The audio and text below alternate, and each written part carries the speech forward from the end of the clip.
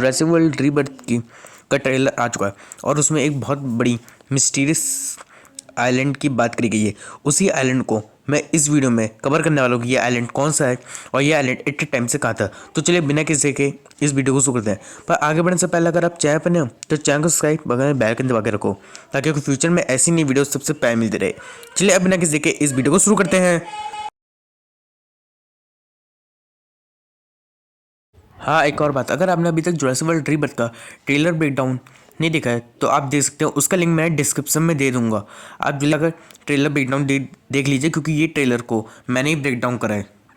Jurassic world rebirth के अंदर जो आइलैंड दिख रहा है वो इंजन का सबसे पुराना आइलैंड है। ये आइलैंड इतना ज़्यादा पुराना है कि ये 1993 के जुरासिक पार्क से भी ज़्यादा पुराना है। इंजन इस आइलैंड पर भी कोई पार्क बनाने को था पर किसी कारण इंजन इस आइलैंड पर पार्क नहीं बना पाया और इसका रीज़न हमें ट्रेलर में बताया जाता है क्योंकि ये इस आइलैंड पर जितने भी डायनासोर्स हैं वो सब इस पार्क के लिए सबसे ज़्यादा बड़ा खतरा थे।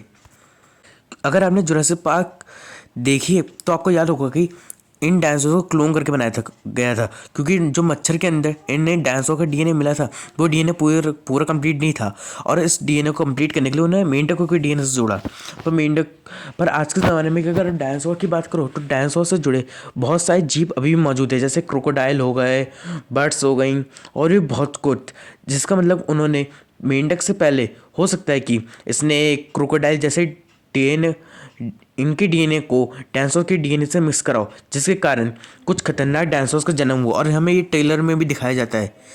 और यही सब हमें ट्रेलर में भी दिखाया जाता है क्योंकि इस आइलैंड के डायनासोर्स जुरासिक के पिछले सभी डायनासोर से काफ़ी ज़्यादा अलग हैं क्योंकि अब स्पाइनोसॉरस हो गया, मोसासॉरस हो गई, कॉटलस हो गया, ये सभी डायनासोर्स जुरासिक मूवीज़ के पिछले सभी डायनासोर से काफ़ी ज़्यादा अलग हैं।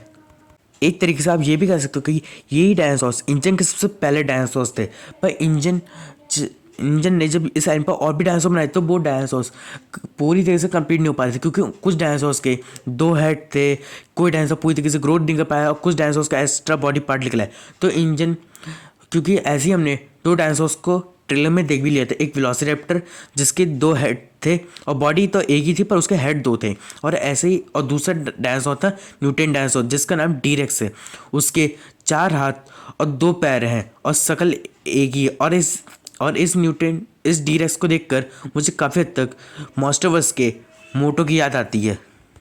और फिर इंजन को जब रियलाइज़ हुआ कि ये डायनासोर्स काफ़ी ज़्यादा घातक है तो उन्होंने इन सभी डायनासोर्स को इसी आइलैंड पर कैद कर दिया। जैसे न्यूटन डायनासोर्स को तो इस आइलैंड पर कैद कर दिया और बाकी के जितने भी डायनासोर्स थे उन सबको इस आइलैंड पर जाने का खुला छोड़ दिया। और फिर मेरे ख्याल से टी-रेक्स किसी वजह से इस आइलैंड अपनी केस से आज़ाद हो गया और इस आइलैंड पर खुला घूम रहा था इतने सालों से। और फिर जैसे जैसे फिर उन्होंने इसला सोना पर डायनासोर्स की रिसर्च करी और फिर वहाँ पर डायनासोर्स के डीएनए को मेंढकों के डीएनए से जोड़कर पूरा कंप्लीट कर लिया और फिर इस न्यू डायनासोर्स का जन्म हुआ। और फिर ये डायनासोर्स इसला सोना में बनाए जाते थे और फिर तैयार डायनासोर्स इसला नुब्लार पहुँचते थे क्योंकि नुब्लार में जुरासिक पार्क बना था और नुब्लार ही टूरिस्ट प्लेस थी। तो हम ये कह सकते हैं कि ये एक चौथा आइलैंड है जिस पर डायनासोर रह रहे हैं। आप समझ रहे होंगे चौथा क्यों, तो भाई पहला आइलैंड था इसला नुब्लार जहाँ पर जुरासिक पार्क और जुरासिक वर्ल्ड बना हुआ था, और फिर दूसरा एंड आता है इसला सोना जो जुरासिक पार्क का हमेशा से दूसरा एंड रहा है और इसको जुरासिक साइड बी भी बुलाया जाता है। फिर तीसरा आइलैंड है मेंटागॉप का जिस पर डायनासोर्स भरे हुए थे और कई फैंस को ये भी लग रहा था कि मेंटागॉप का है, तो मैं बता दूं कि मेंटागॉप का आइलैंड नहीं हो सकता, ये कोई दूसरा, ये चौथा आइलैंड है कोई, और ये चौथा आइलैंड इंजन का ही है क्योंकि इस आइलैंड पर इंजन ने डायनासोर्स को क्रिएट करा है।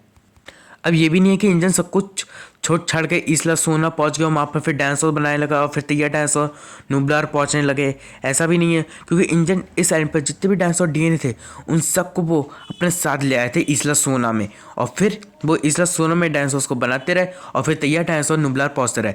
और जैसे जैसे समय बीता उसी हिसाब से इंजन के सभी लोग इस आइलैंड को भूल गए।